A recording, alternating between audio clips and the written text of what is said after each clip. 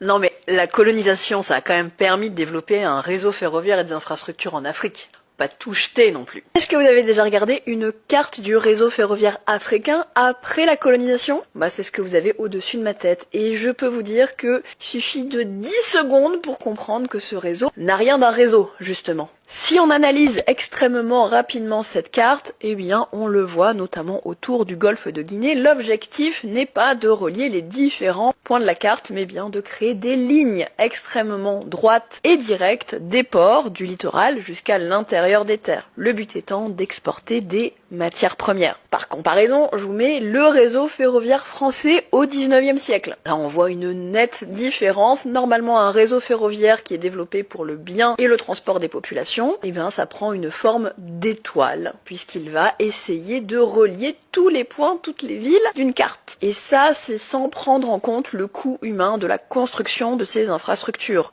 Parce que, par exemple, je vous rappelle que pour la ligne Congo-Océan, qui visait à désenclaver la ville de Brazzaville au Congo, les historiens estiment que durant les 13 ans de la construction de cette ligne, il y a eu environ 20 000 morts. Sans parler du fait qu'il y a eu du travail forcé, des populations déplacées, déportées de force. Voilà. Non mais il y en a encore certains qui y croient à la mission civilisatrice.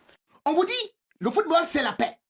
Et là, devant les joueurs, devant quelqu'un qui a 8 ballons d'or, il dit comment est-ce qu'il va bombarder des gens et ils se mettent à applaudir. Ils se mettent à applaudir. Nous disons que on ne peut pas afficher, la FIFA ne peut pas se permettre d'afficher chaque fois lutte pour ceci et cela, pour la paix, pour ceci. Et finalement, c'est Donald Trump qui devient un président guerrier et finalement le symbole c'est avec Messi qui vient faire cette déclaration-là. On devrait même punir cela, qu'ils se servent des footballeurs. Mais malheureusement, ce qui va se passer en Coupe du Monde, c'est quoi? C'est que vous allez vous retrouver non seulement avec l'Iran, vous allez vous retrouver avec Israël, vous allez vous retrouver, c'est-à-dire les alliés et les ennemis seront sur un même stade. Il y a un proverbe africain qui dit les chats et les souris.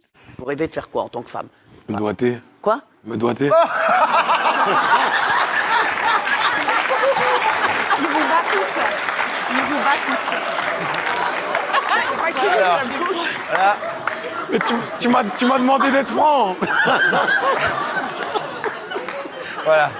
J'ai dit Maria, c'est pas possible. Même Jean-Mi est choqué, quoi. Mais tout le monde aurait fait ça. Non, mais va des rétros, Satanas. Ne dites plus rien. Au revoir. Non.